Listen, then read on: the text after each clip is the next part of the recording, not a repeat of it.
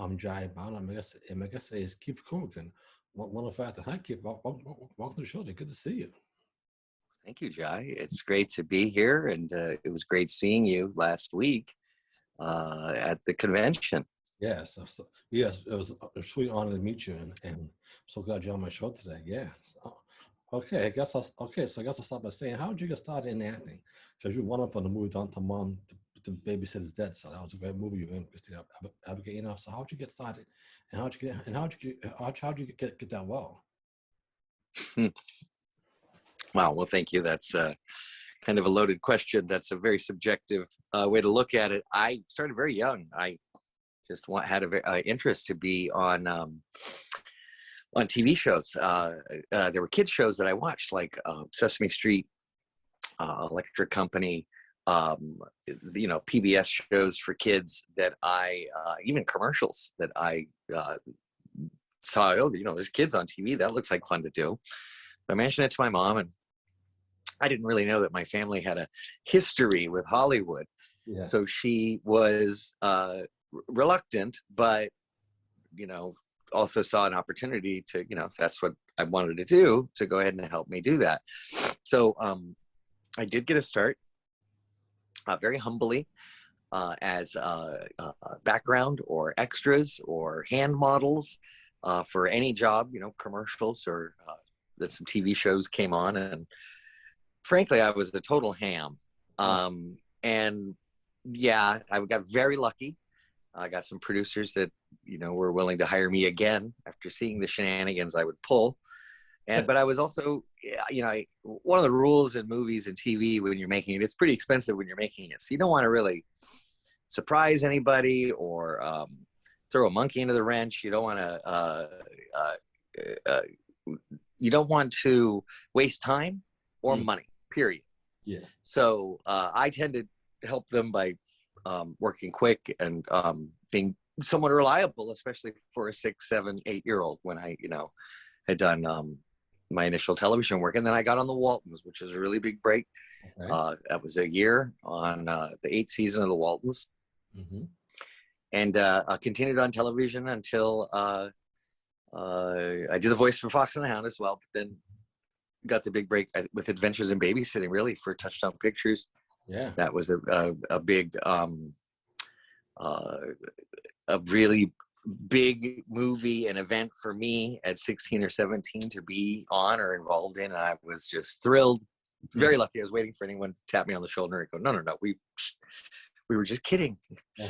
So I was very lucky that people did like that. And I know there's criticisms of all the movies, and I love that. I love the debate on it, but they're fun. They're good-hearted 80s and into the 90s with Don't Tell Mom, the Babysitters. And I thought they were fun. They're just movies. I don't think we ever set out to try to change the world, but I do like that people can still enjoy them today. And yeah. Oh, that's wonderful to hear. Because your movies have been definitely inspiring to me, because I've, like, wow, and I noticed that you also, I also a musician, because I saw you playing guitar in a movie, right? Don't Mom Babysitter. So do you also sing, or do you produce music?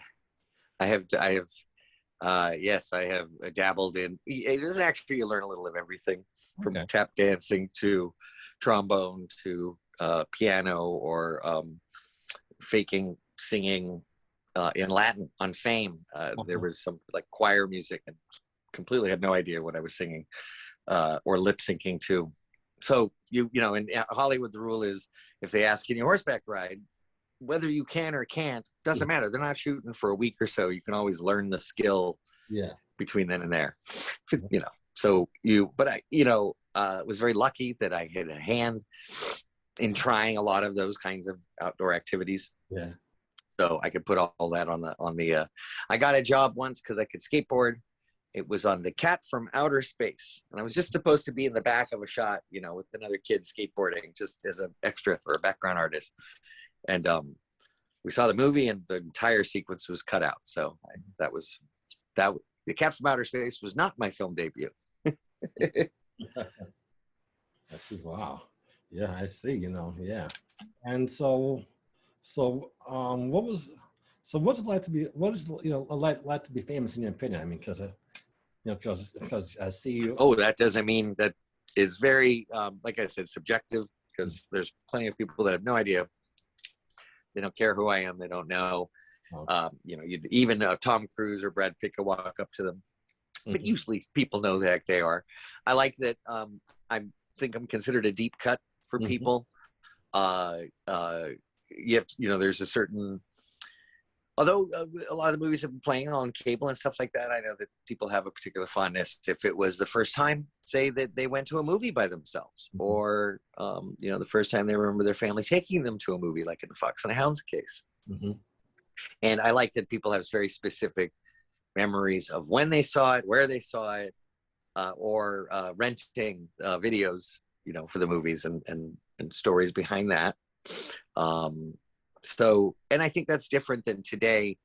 There might not be a physical, I know we're still kind of got Blu-ray, but there's a lot of streaming going on. Netflix, shows that are only on Netflix, that there's nothing to put in the bookshelf. There's nothing to touch or look at the cover art. And so I'm not saying it's better or worse, but the relationship to that media could be different than really the glory years were the 80s and 90s, when VHS and Betamax and DVD and Blu-ray and other formats, compact CD disc, proprietary UHD, Sony, they had like every kind of way to try to sell. And I remember movies came on really tiny little like cassettes or discs. I think the physical, being able to touch movies of a certain age, there's a different kind of connection to them. Yeah, I definitely agree. Yeah. So, what inspires you? What inspires you? To become an actor? What made you want to become an actor? What gives you inspiration to help? So, I saw that it was a magic trick and theater. It's a play. And it's make-believe, but there's a skill to it, and there's a set of tools and materials, fake, walls and fiberglass and breakaway glass and things that, it's just a movie. There's a way to kind of fool or trick the eye or the audience, painted backdrops. So I like a fish to water, I just really liked it and enjoyed it. Then I saw other actors that did it and got accolades or had controversy. That was, I found that even those that maybe had controversy, they also would ask questions in their films that were good, I think, for society and democracies and civil discourse and just good as an art form asking about the deeper movies. I don't really make really deeper movies, or I hadn't. And I did when I was a kid. I did these after school specials and movies of the week with all these important themes. And then I grow up and I'm more kind of the comic relief. I see. But I love it. It's just fun to do. The process of doing it is fun. The people that work in that industry are great people to hang out with and work with. You don't work all the time. You don't get paid all the time. When you do, sometimes it can be hard conditions. This is all elective. People are choosing to do this, but it can be uncomfortable for, I'm kind of understating it, because I'm watching movies sometimes and I see the actors just soaking wet, for, half of the end of the movie and all the effects and the being thrown around. And I'm like, that doesn't look comfortable. That looks, not that I just want to be comfortable, but I prefer stunt film. Just being wet on set. I always used to look at the scripts when I was a kid and just see if there was any like gross stuff or nudity or anything, because I didn't want. They one time played a after-school special that was in like a PBS thing at school, like a separate piece, and he got, bullies had taken kids' clothes and he went running off. And he saw his butt, and everyone laughed at him. I was like, well, I don't want everyone to laugh at me like that. So I always looked for anything like that. That was very weird. I didn't want, like in Stand By Me, when they go in the water and they get the eels all over them. Ick. I see. Wow. Wow. So how did the, I guess my next question to you is, how did the pandemic affect you? I mean, if it being shut down, how did that affect you, affect your career? Corona, how did it affect you? Oh, probably because it was a fear rather than looking at it as a challenge or opportunity. So when I did go up for movies that probably had more of a bottom, like Mosquito Coast or E.T., Stand By Me, I didn't, probably just didn't have the self-confidence to kind of dig deep. Yeah. I did sometimes, and sometimes you get a job, you don't know why you get a job, you do great. Sometimes you nail the audition and you don't do great on the set. It's different. But it's always challenging. It's always different. And so it's always, kind of different. That to me, that's really the fun thing, is you really never know what to expect when you get to a set. Okay. And so what projects? What projects I work on right now? I work on anything new right now? Any Yes. coming out? Sure. I just had a great appearance on ABC Television's The Rookie, starring Nathan Fillion. I had an explosive debut and finale, because my character won't be returning. Spoiler alert. Okay. But that was a fun episode to shoot, and everyone that's seen it had a good laugh over it. So I'm very proud of that. And during quarantine, did work on the Quarantine Bunch, about former child stars that get together on Zoom and then have one of their crazy fans crash the Zoom meetings and stalk them. That's the Quarantine Bunch. And Wrong Reasons, a feature, kind of a dark thriller suspense comedy. And I play a pernicious talk show host or investigative journalist, headline news anchor guy. Very obnoxious. But on our own, some of the guys out in Jersey that are put together their own series, and they're Jersey boys that are older, but they never had gotten married, so they've never left the house. So their parents all decide to move to Florida, and leaving them stranded on their own in Jersey. I play one of the divorce attorneys. It also featured Brian O'Halloran from the Clerks series of films. And and it might be shooting something this Sunday as well. We'll see how that goes. Okay, that's wonderful. I look forward to seeing that. My next question to you is, what advice can you give others that want to be an actor or want to try and make it in the business? What advice can you give them? Well, I would take inspiration from some of their favorite actors if they love, like a Meryl Streep, or they love a Jack Nicholson, or there's a certain actor that they really like. I would interpret it and do their own thing. Interpret like either an actor's dedication or their research or their passion. But I encourage, don't try to imitate anybody. Don't try to worry about what someone might want, what a casting director is looking for or what a director is looking for, because you really want to be right for it.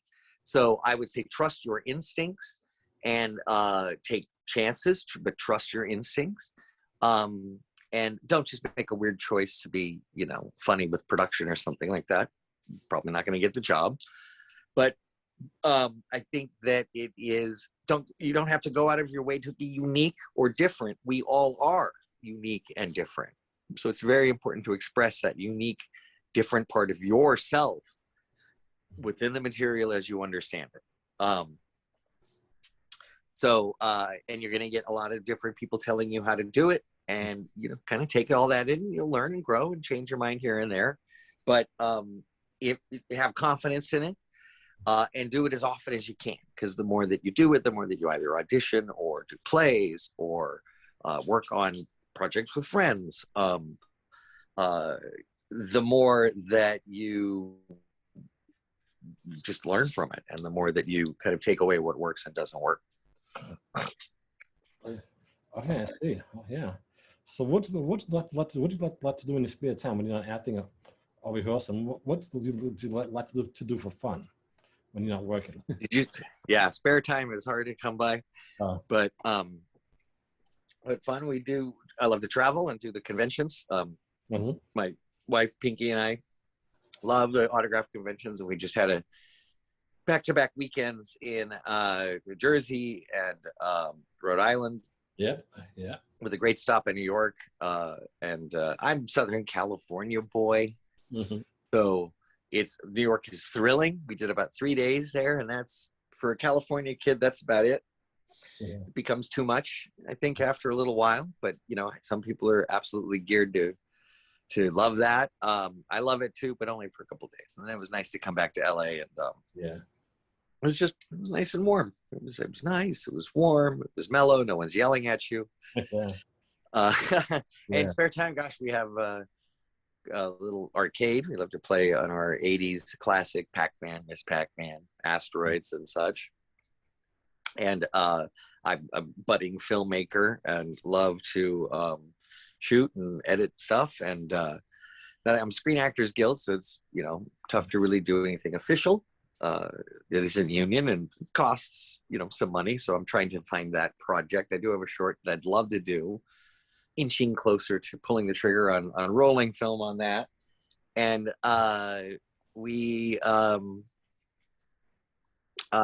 it's just we were just at some few events for the Great, about Catherine the Great, and saw the cast speak at a Q&A panel after the screening of their second season debut. And we also went into last night we went to the Third Rock from the Sun cast reunion. It was the first time all of the main cast had been together since they wrapped the last episode of the show. And that was really fun at the Vulture Festival. Okay. Yeah. Okay. So right now you're in California right now, right? Where it's nice and warm, Oh yeah, LA. Okay. Yeah. I'm in Boston, so I'm trying to get to California where it's nice and warm, because I don't like the snow cold. So I'm trying to make that go down there too. Either down in Florida. Yeah. So yeah. So what do you I like to travel to? Also, what places do you like to go to when you're not working? Well, we do love Central Coast. We'll celebrate birthdays, and we just celebrated our 8th wedding anniversary. And we usually go to Central Coast, near Hearst Castle, San Simeon, Cambria, and it's kind of just become our thing. And we also have family in Utah, so we'll drive through Vegas to go to Utah. And then, on doing conventions, you just never know what state you'll be in next. We've probably visited like 32 states or something like that. Okay. And as an actor, now, as a famous actor, can you walk down the street, and nobody mobs you, I guess? Mobs you, or ask a lot? Not at all. Oh gosh, no. Because no, I think it's, in context, if you're kind of looking for someone that's face has been on TV, and I'm also older than the roles, and it's until I kind of do a face or something like that, then they go, oh yeah, I see it. So it occasionally happens, and we do a lot of conventions, so it's kind of like we have people at the airport that will come out, and one guy had some Fox and the Hound stuff to sign. So yeah, and also in LA though, it's so much less because nobody cares. They're all trying to work on their own acting career, and they're trying to play it cool. Like I said, Tom Cruise, Brad Pitt could come in, and they'd be too hipster to be like, they're just like, oh, we don't really have a table ready. What I'm trying to say is that people in Los Angeles may be disingenuous, but you trade that off for the nice weather, right? Yeah. But that's fine. We're all a bunch of actors, right? Yeah. Okay. Yeah. Do you still keep in touch with some people that you work with on set? You know, like Don't Tell Mom Babysitter's Dead. Do you still keep in touch with them? Something like Christina Applegate or? I love to see cast from any film, whether it's Toy Soldiers or Adventures of Babysitting, Don't Tell Mom.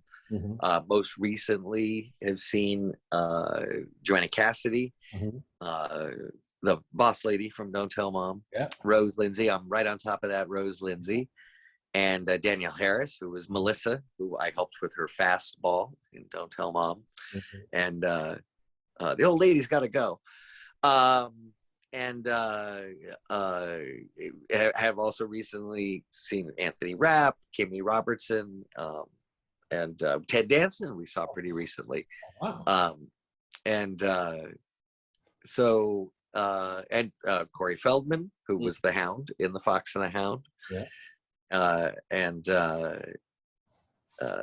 Yeah, so it's always great to see former cast members, and Maya Bruton, my little sister in Adventures of Babysitting too. Okay, that's wonderful to hear. Yes. So so do you think you might come out to do you think you might come out to Boston in the future for a convention or any more conventions? Maybe. Oh, I sure hope so. We just loved going to Rhode Island. It's our second time going to Rhode Island Comic-Con. So fun, biggest con in the littlest little state. Yeah. And we had just done the drive-in, the Mahoning drive-in, and Schiller Theater, and the New Jersey Horror Convention and Film Festival. Mm-hmm. And Boston, we filmed a bit of Hiding Out in Boston itself. Before moving down to Wilmington, North Carolina. Yeah, they filmed about a week in Boston, kind of the first part of the movie. And so we'd love to come back and actually spend more time, because when we were there at Rhode Island last, not this time, but the time before, we had rented a car out of Boston to drive up to Providence, and we found ourselves parked, looking at Boston Harbor and just this great view, and never really got a chance to go down and look at any of the historic sites or anything. So I'd love to explore the city more. Yeah, definitely. If you come to Boston, I can definitely show around. I was born, so I definitely show around. The whole historic sites, waterfront. Yeah. So that'd be great to do that. Yeah, and yeah, and yeah. So I guess my next question to you is how do you deal with this is kind of serious stuff. How do you deal with racism? I mean, everything going on. George Floyd, racism. How does that affect you as an actor? Does that? How does that? Yeah. Well, that's a great question, because I think LA, having been through several notable civil unrests, if you will, throughout the years, and it's probably one of the most amazing melting pots, if you will. It has distinct communities, but it's also incredibly it has taken steps to show equity, and it has demonstrated that, from school boards to city assemblymen, and also having been an actor since 1976, I've seen the growth and the change that the industry, that writers, that producers, that networks, that studios, and audiences, distributors, they've all asked for some progress, some progression. And so, I have ridden along with it, and playing innocent young children, although demonstrably children that enjoyed quite a lot of white privilege out in the suburbs. And I think that's also the point of the plots of some of those movies. They're aware of that. And I enjoyed that aspect of doing that at that time, knowing that it's being criticized. We were aware of it and criticizing that kind of privilege at the time. That's what artists do. And so now I'm finding myself playing, as people are realizing the culpability, that there are even more opportunities for me to play parts that bring up incredible debate, incredible civil discourse, whether they are advocates, allies, or enemies of progress. It's a hot button topic. Yeah. So one of the most important things has been to remain union, to remain represented by an agent in Hollywood, to remain working, and to remain those connections and networking. And, you know, maybe 10 or 20 years ago, nobody would have thought of me as someone as, I think that I would get some more opportunities right now to kind of stretch my range, maybe back to some of the more challenging material when I was younger. So I've seen it show up in the parts so far. So it's been fun. I think there's greater and more stories being told. And there's more seats at the table for people. It was a much smaller industry in the past. And now the opportunities have grown so exponentially. So I know that my great grandparents, my grandparents, even my mom saw some changes in the industry, but I've been able to see the most and the quickest change in 100 years that the industry has been alive. Okay. Yeah, that's a good. That's a good answer. You're like, that's a good answer. I studied debate, politics in school. That's right. I'm an actor. And I would love those questions to be asked on screen. You know, I mean, having lived in LA, I've lived all over Los Angeles. And so it's nice to have some understanding of what people's prejudices are, of what their opinions are, of what they think they've seen on TV or heard from people, or, you know, each city kind of has its reputation. And one of the things about Los Angeles that I love so much, and it's not that it's not demonstrated in other cities, but Los Angeles has been tested by civil unrest over the decades, fires, earthquakes, El Nino, that whenever something happens, and I grew up in a community that was threatened by fires, mudslides, flooding, and rising oceans. And it would just eat homes and drag them into the sea. So whenever something would happen, and in Los Angeles, and it's only because I've lived here. I haven't, lived in other cities. Really, I've always lived in Southern California. But I've never seen communities come together more after an incident and truly help each other out. And I think it's, due to the rat race, people don't really talk to each other, and they're in this kind of survivalist dog-eat-dog mode. And maybe they don't have the time day to day to kind of interact with neighbors, know what's going on. But after, every earthquake or fire, everyone's out there helping each other out. And then they're settling like decades long rumors. Is it true? I heard so-and-so divorced. They're like, oh yeah, no. So Judy spread that from oh God, was it? Then you learn even more scuttlebutt. LA is a big town, but it's a big city, but a small town. And everyone is connected in Los Angeles in very intricate ways. And very quickly your circle of friends meets other circle of friends. You're like, really? You know so-and-so as well? And maybe it's because it's filled with those kinds of personalities. But I prefer to, do it in the work and ask as many of those questions in the work. And because really most of the time it's funny. I see LA has a kind of an attitude towards it where they've seen a lot, and there is a jadedness. I know that people are like, I don't really think anything's really going to change, but it's good to feel heard, I think. And so I cannot wait to see how future pieces and future people that even, help be a part of so many movements as of late will write and reflect on this and translate into maybe not even movies. They could be music videos, or, still photography. It could be a website. It could be a podcast, another form. There's, forms. We had no idea that people would be Netflixing and chilling. And so there's going to be new concepts that the younger creators, and they had lived through some history. And so I just hope that those voices learn how to tell stories. I think that's the best way to help the industry, and what you see on television and the movies is to get not just more performers and more directors. You need to get writers. You need to get more people, more books published. You need to get more people in school and in connections with networks that can get a book deal and get a book published and get their stories out there. And those fascinating stories will, of course, be turned into a documentary and then a Netflix series. Okay, that's one. Yeah, I appreciate that's all I'm answering. Thank you. That's a great answer. I appreciate that. So did you go to college?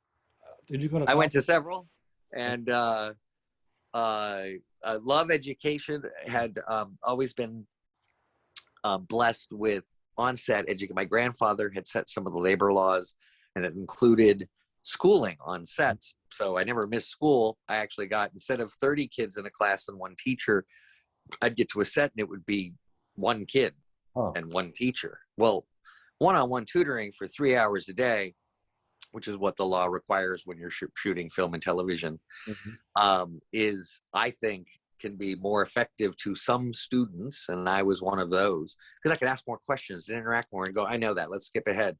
And I didn't miss out on the social education that comes from public school, because I always went to public school when I wasn't working on film or television. And I also graduated at 16 and started college at 16.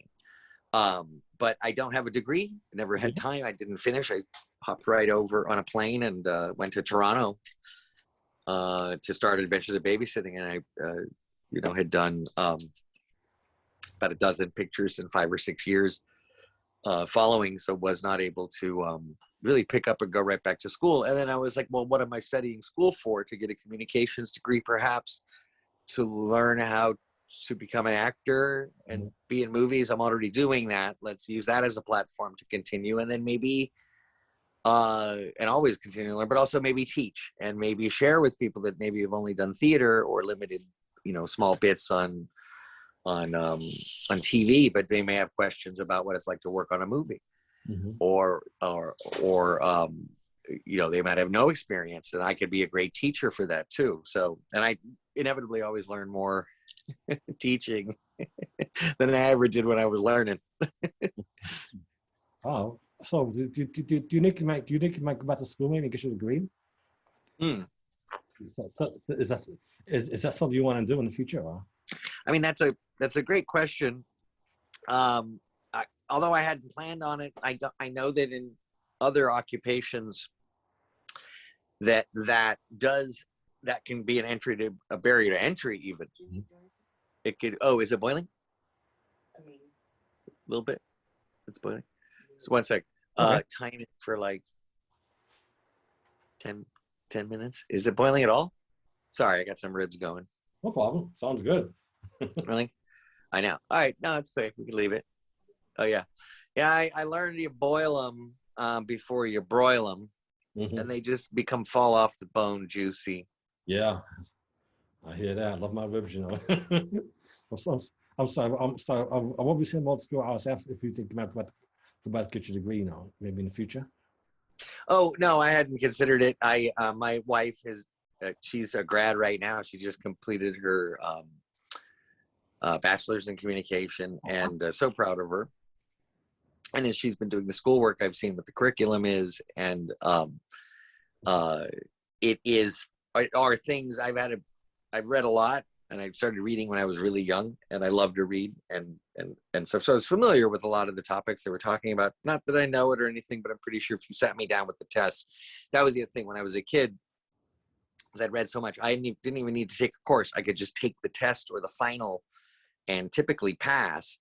And although that frustrated my educators, I just consumed all of that stuff. And as an actor, that's another bit of advice that I would give to people, is to do that, is to continue your education. But I've never heard anyone since. I've got my degree now, and someone goes, great, here's a part. But if you studied specifically drama or theater or acting technique, and that could be in a regular college, or that could be just an outside instruction by people that have experience, or acting coaches, drama coaches that have a rep, Also whatever works for each person. There's no one road or one route. Some people get discovered at Schwab's, and some people work hard and make short films and movies and then finally get a break. So it's different for everybody. I guess that's true, yeah, because I actually graduated from college here in Boston. I got my associate's degree, so I'm trying to do my bachelor's degree maybe in film, film. Yeah. So, yeah. So. Oh yeah. Yeah. So, I guess we'll see how that goes. Yeah. And yeah. And okay. So I guess my next question to you is: Would you ever consider running for president of the United States someday? Running for president? Oh, I had considered that when I was much more younger. Oh, you really? Probably at 16. Totally full of myself, because I had decided to study Russian in college. At the time in '86, it was, the Cold War was strong, and I thought that knowing how to handle diplomatic relations in Russia's mother tongue would be a good idea. Also, I saw a cute Russian girl walk into the class, and I was like, all right, I'll sign up for that. And debate, and I love politics. I love the idea that people think that people can form committees to kind of represent everybody. They try. But ultimately, the ultimate minority is the individual. Everybody is different. Everybody's story is different, period. The groupings I don't think are helping. Everybody's got a different story. I think because some people do apprenticeships. Yeah. Some people go to trade schools. Some people go into a family business young. Could be agriculture, could be textiles, could be business, paper pushing. And I like that there's an examination of what creates value in this country. Manufacturing, building something, creating or producing energy. But looking at the role of the stock market, that's a great thing to kind of consider. Is what value is that providing? If it's run fairly and squarely and everything, yes, it does provide capital for businesses to kind of grow. But it also could be, it's just strange. There's weird numbers. People are out of work. It's got the rough pandemic. So I love that people are questioning these kinds of things. And kind of just re-examining everything. And I know that movies and television will help kind of open up that discussion. Yeah, I guess that's true. Yeah. So how is the pandemic affecting you? I mean, is anything shut down in California due to the pandemic? Is it? Oh no, yes, but also I want to acknowledge the Screen Actors Guild and the American Federation of Television and Radio Artists for being the first organization or labor union the document was actually called The Way Forward, and it was the strongest safety measures you could to account for COVID-19, to prevent people from being infected with COVID-19, to prevent spread of COVID-19, to prevent it was the safest way that you could possibly go. They even were the first industry to allow producers to request Zone A, which are those that work closest to the camera and the actors, to require vaccinations. It was implemented fairly and given time for everybody to kind of make their considerations. So what I found was that Screen Actors Guild, and they went right to production as soon as they could, and as soon as the state, if they said a grocery store can have 100 people in it, then we could scale back on a set and do a set with 80 people, and we're following 3 times the safety. Everybody's being tested. A third of the crew is vaccinated, or those that work closest with the actors in the center. So that was, I think a testament to that. Even if there's an actor strike, there are still people willing to read the news. They're crossing a picket line, but that is a function that needs to be fulfilled. And Hollywood was not about to not be ready to turn and adjust production. in storylines and in the way that they do production. Film, when, you know, we've seen a recent example in the news with firearms on a set that, you know, is troubling, and there's been past instances that are similar. They're rare. They're not the norm. They're atypical, and they're not, they're those types of things. Everybody on a set does their best to make sure that nothing like that ever happens. Yeah. And that's the other thing, goes back to the beginning. It's fake. It's not we cut off the front of the car. You see the car through the window. That's fake. It's styrofoam. It's not a gun. It's whack. It's like, that is a rubber axe he's hitting him with. We have fake stuff. It's not real. We put sound effects and it sounds really good. And we shake the camera and we do all these things. It's tricks. These are magic. Remember, film was first used for magic acts to perform illusions.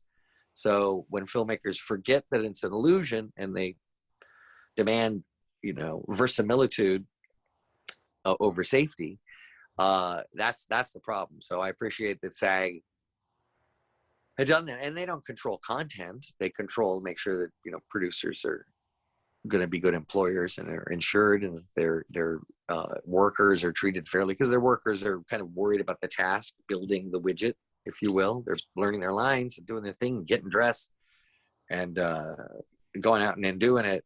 So it's important to have that kind of collective bargaining agreement to protect, because actors shouldn't really worry about that kind of stuff. Most of them don't. They just kind of jump into it. So yeah, I don't know what we're talking about, but with SAG moving forward, proud of that, and it set an example to how, you know, in other businesses could kind of reopen up. And after a few months, it did. After a few months, I know Hollywood had been going strong for 2 or 3 months, and then you started to slowly see hair salons and restaurants and things open up in Los Angeles. Okay. So what were you doing? During COVID? What was that? What was it like for you? What were you doing? We got right to work. We did the Quarantine Bunch. Was great because it was shot over Zoom. When everyone first started hopping on Zoom, we wrote this thing within a week or two of that, and we did, you know, it was almost a live debut. We did 2 episodes a week, and also audiences at home, when they were watching like professional television production, they tired quickly of the, you know, 6 heads in a box kind of Zoom way of Saturday Night Live moving forward, and other shows had kind of made an attempt to do that. And quickly you saw productions send out packages with better cameras, better lights, green screens, props, costumes. They're like, we need to up the production value. And it's funny, you almost saw a lot of performers, commentators, news people stripped of some of the props and razzle dazzle that the movies and, you know, good crews and good lighting crews and all that stuff can kind of put a shine on everything, you know, make it look sparkly. So it was kind of, everything looked ugly there for a second, but also the wrong reasons. Then right after Quarantine Bunch, we did a feature where we were all masked unless we were right there. And we even staged it in the ways that kind of sitting diagonally at a table at least 6 feet away.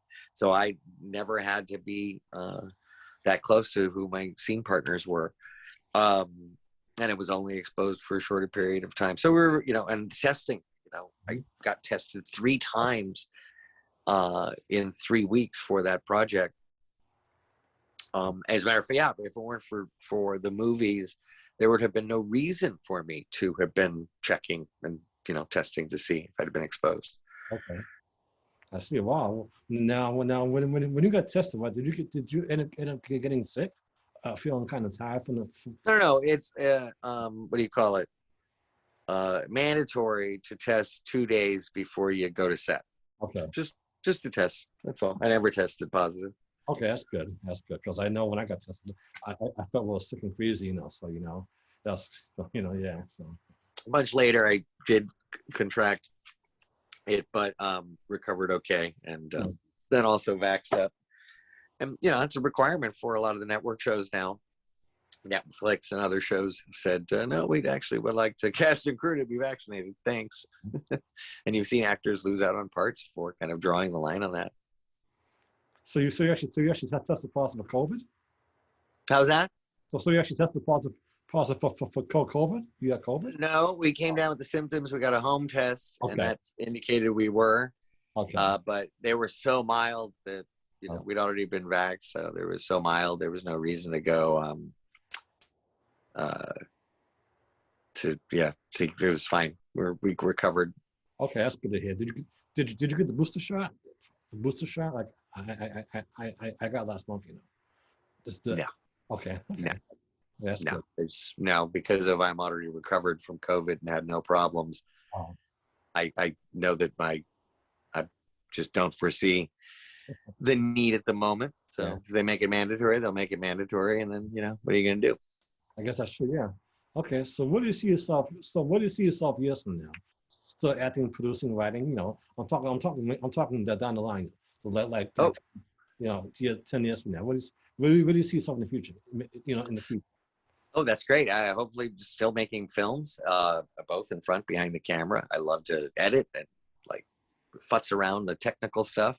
Mm-hmm. And maybe you've inspired me. Maybe I should go learn more in the schools. Mm-hmm. I would love to get a degree. That's great. I've also always worked in real life. Starting at 18, I think my first official job was at a video store. And I worked shipping and receiving and front gates of several studios and tour guide at Sony Studios. I have sold long distance, sold a call center, for Christ's sakes. Had really any opportunity to use my communication skills, great sales jobs, all that stuff. Absolutely crushed it. Absolutely. They're not fun, they're not easy, but knowing that you have a trade and are capable of doing that, that's great. I do prefer the computer part, the thing. I'd studied some database stuff and really love computers. I've been programming since 86, I think. Yeah, since the Apples had hit schools. And I myself had an Apple IIc, Mm-hmm. which was the kind of little portable one or whatever at home. And that is one skill that I could quickly apply and use. I've already used for businesses, help them cut costs, grow their business, maintain good customer relations. Mm-hmm. And that's invaluable to almost any business. So I love that I have skills that, I wish that I had skills. That's the one thing I should look in education, where they have a, twofold approach, could also be applied in marketing or distribution or development of movies. So maybe that's look into some of those courses. Yeah, I'm glad I inspired you. I'm glad I inspired you. You try and go to college, because it doesn't hurt to have a degree. Because I always say, if you don't, because let's just say it doesn't work out, what would you do, right? So, so I find that a degree, having some degree, does help in the future, So I'm glad I inspired you to try and do. Well, I'm also getting near enough to retirement age, and of course, thanks to the pandemic, and I do want to thank everyone for watching. Mm-hmm. Some of the movies, especially Adventures of Babysitting and Cheetah and Hiding Out and Mm-hmm. Cousins and Toy Soldiers and Don't Tell On the Babysitter's Dead. Yeah. Even Under the Boardwalk, that there are residuals. And as long as, they do show those films, all of the performers in them do enjoy some little bit. They'll pool 3% of what the producer grosses on selling those later on down the line to cable or whatever, or streaming. Mm-hmm. And so it's nice to have, a continuing kind of source of revenue from those as kind of a base. And that's a great opportunity to do that and to continue education, or to try crazy projects in LA. That's the thing. It used to be so expensive to make movies, and now there's cinematic mode on the phone. Yeah, because they're actually coming to Boston for movies here in Boston as you speak. So I'm trying to get some roles in it. Some roles here in Boston, because they're filming movies. It's like so yeah. So it's like Boston's coming the next big thing in Hollywood. So yeah, so yeah. And so when I come to Boston, try and get a partner movie, because I was trying to do. So yeah. I guess, yeah. Because you're right. When they when they film local budget, it's I guess they save money, so maybe that's why they choose cities where they can save money and time, So yes, and it's like Boston is that city now, so yeah. Yeah, state tax incentives are huge. Hollywood's at 18.5%, which is fine, but Georgia's a 30% tax incentive. So if they spend 10 million, they get 3 million back. And so that's where Massachusetts could offer kind of a tax incentive for film production. Boston is beautiful. Many great things have been shot there. And they could invest in production facilities, sound stages, post-production facilities, meeting spaces, and they could invest in high-speed fiber optic broadband wire for live productions or streaming, and become a city to really attract that. Yeah. I see. Yeah. So in that answer, what I guess my next question is, what keeps you grounded? Because what keeps you grounded? Out of trouble? Because some styles, you have heard. Oh God, no! I get in trouble all the time. Really? Because I never heard of you. I never heard of you. Getting in trouble on set. So what keeps you grounded? So what keeps you grounded? From my wife. Oh my God, my wife. Yes. Okay. How about when you when you were a teenager? What can be grounded? Grounded. It was my mother, and then life smacked me down. So okay. I've had a lot of opportunities and people that have stepped into that role. So life slapped you down, really? How life slap you down? Well, as noted by even fans, people that support me, after about 1991, 92, the big roles dried up, and consequence of letting an agent go, and never really recovering in that. And there are plenty of opportunities to do B movies and art films, and but that was and also I had grown. I was no longer a 17-year-old. I'm now an awkward 22-year-old or 23-year-old. So that you don't, I love celebrating what I did do. Very grateful for it. I wasn't asking for, a lot more than that, but I know that there's an expectation to kind of continue and to grow and do that. And not that the desire is not there, but now that I'm older and kind of growing and learning as it goes, I remember I started when I was 5 or 6 years old, that you always have to reinvent yourself. And I kind of had been doing that as I went along with playing disparate roles like Brad in Adventures in Babysitting versus Kenny and Don't Tell Mom the Babysitter's Dead. So I can only continue to look for opportunities like that kind of stretch me a little bit.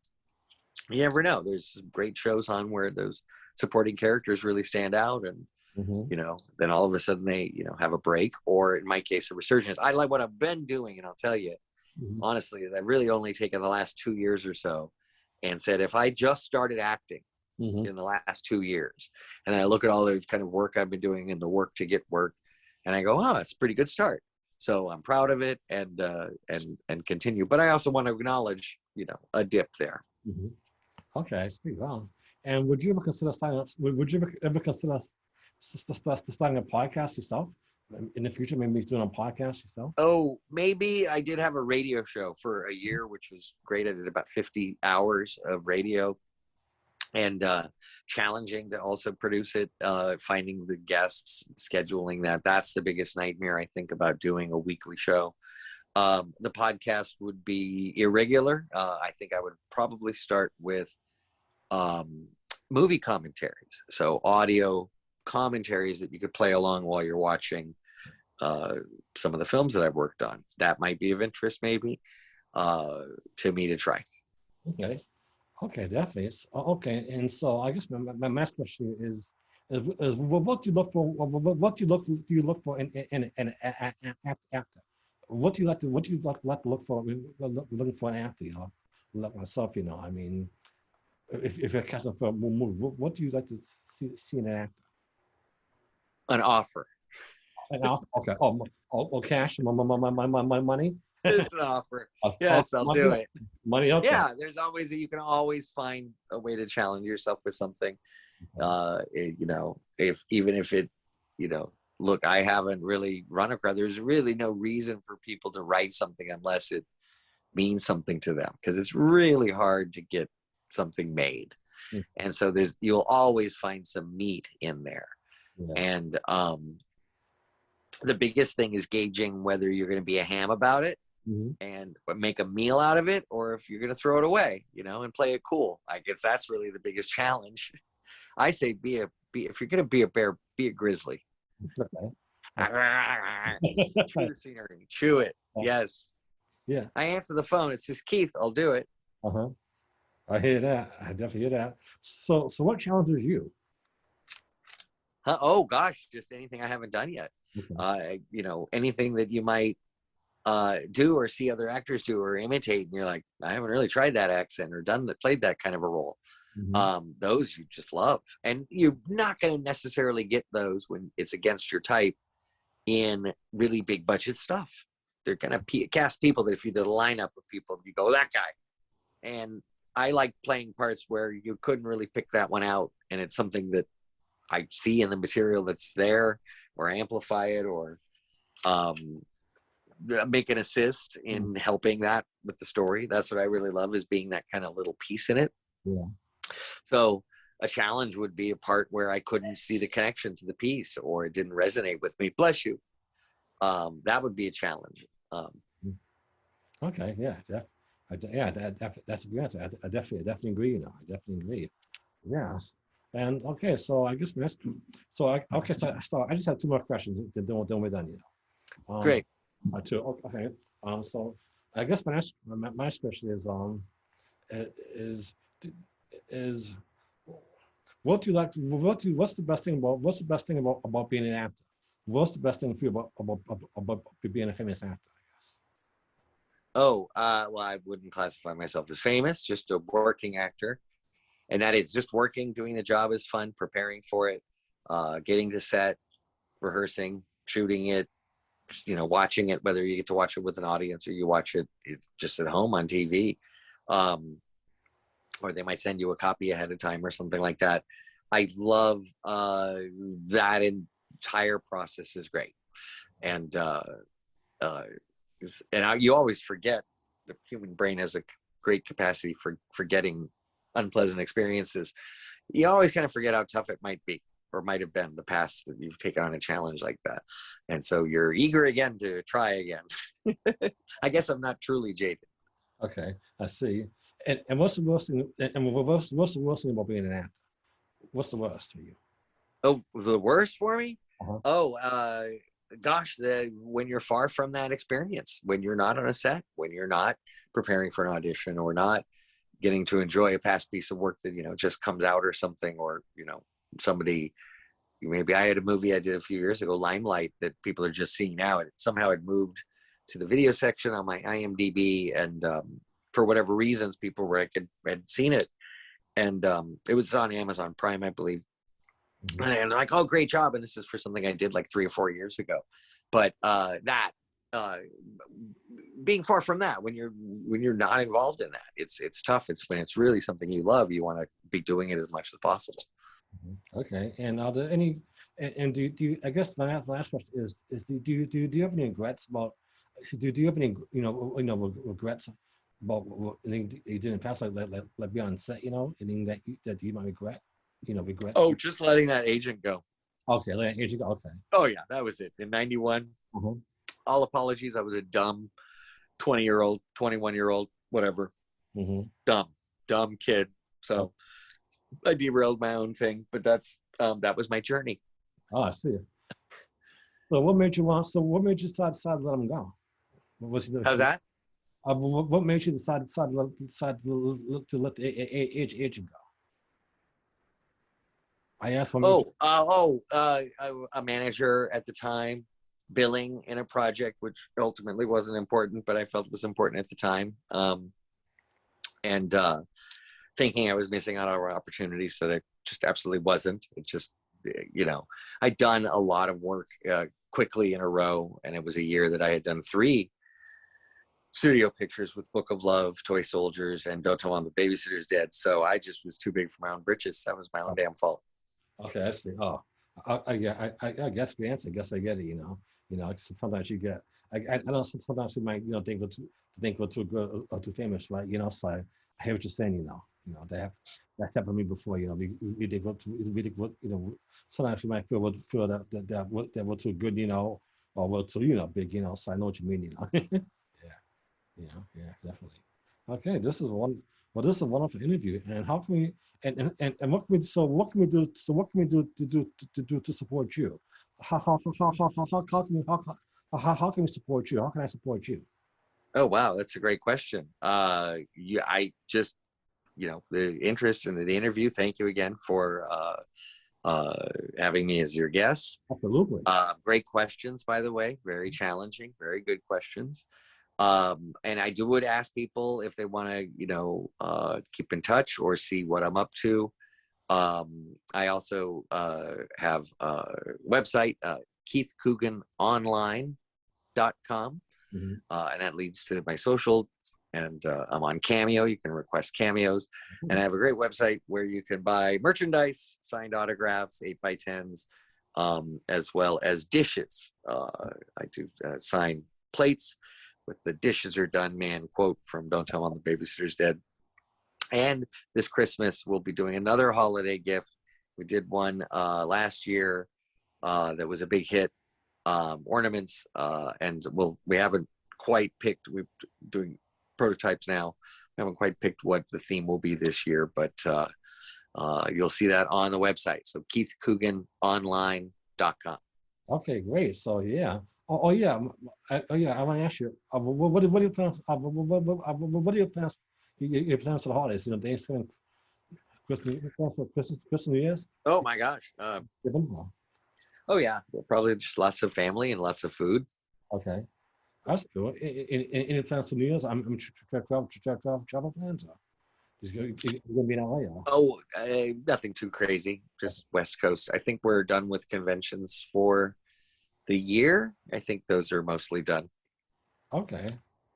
That sounds good. Well, this was a wonderful interview. Thank you for coming on my show. It was just an honor to talk to you and learn more about you, your story, your success, what you've been up to. I mean, it was also great. It was also great to meet you and what I I really enjoyed it. I really enjoyed our time together, and hope you have a wonderful Thanksgiving, plus Christmas, New Year. Hopefully, if you have something up. If you have some more, I can have you back on again, So if you have a new show, I'd love to interview you again, So and please stay in touch. That's great. Thank you. Please stay in touch, I'll do the same, and I'll send it to you once I edit. I'll send it to you, okay? And we'll put it on YouTube, and see if you get some good response, because this was definitely a blessed interview, and I appreciate your time, Keith. It meant a lot to me, So. Oh well, thank you too. Thanks for having me. Absolutely, God bless you, sir, and we'll stay in touch soon, okay? Have a good All night. right, God bless. Take care. Good night. Thanks again. Take care. Take care.